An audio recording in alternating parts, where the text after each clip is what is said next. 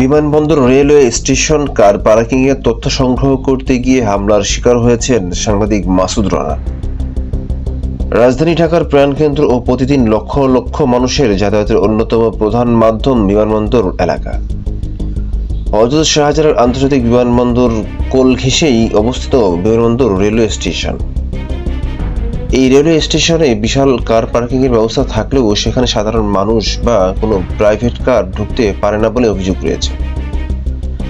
Station master, railway police, কথিত সাংবাদিক ও চাঁদাবাজদের সমন্বয়ে গঠিত একটি সিন্ডিকেট আওয়ামী লীগের আমল থেকেই এই পার্কিংটি অবৈধভাবে দখলে রয়েছে। সূত্রে জানা যায়, গত 18 মে বিমানবন্দর রেলওয়ে স্টেশন পার্কিংয়ের অবৈধ দখল উচ্ছেদ করা হবে এমন তথ্যের ভিত্তিতে সংবাদ সংগ্রহের জন্য সেখানে যান জাতীয় দৈনিক নবচেতনার সাংবাদিক মাসুদ রানা।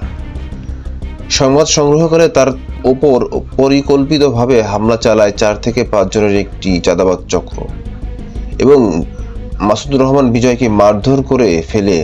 আওয়ামী লীগ আমলের কাউন্সিলর নাইমের অনুসারী ও চিন্তিত চাঁদা জামাল কথিত সাংবাদিক ফারুকের নেতৃত্বে এই হামলা চালানো হয় বলে অভিযোগ করেছেন ভুক্তভোগী ওই সাংবাদিক। নাম মাসুদ রানা, আমি দৈনিক নবচেতনার একজন স্টাফ রিপোর্টার।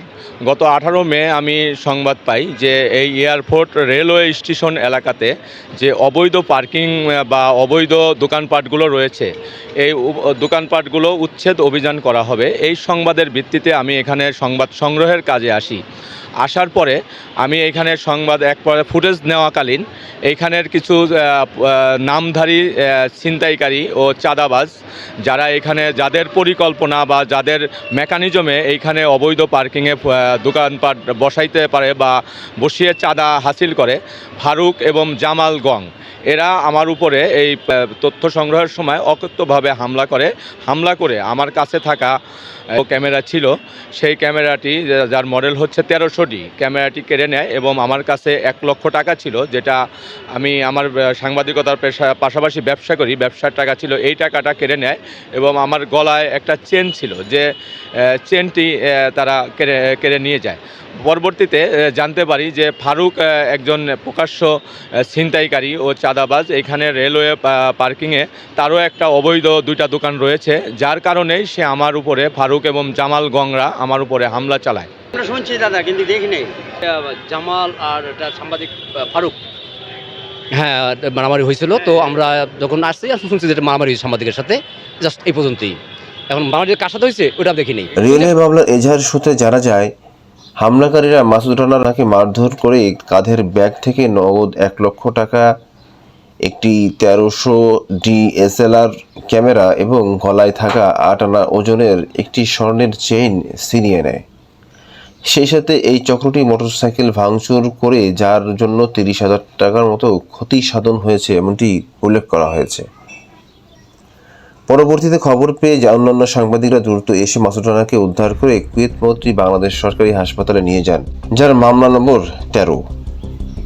এই ঘটনার পর বিমানবন্দর থানায় একটি অভিযোগ দায়ের করা হয়েছে। গোপন সূত্রে জানা গেছে, রেলওয়ে স্টেশনের কার পার্কিংয়ের জায়গাটি অবৈধ দখল করে প্রতিদিন প্রায় 22,000 টাকা চাঁদা আদায় হয়। এই টাকার ভাগ প্রতিনিয়ত স্টেশনে থাকা কথিত হলুদ সাংবাদিক, ইউটিউবার, রেলওয়ে স্টেশনের প্রশাসন ও চাঁদাবাজদের মধ্যে বন্টন হয়ে থাকে।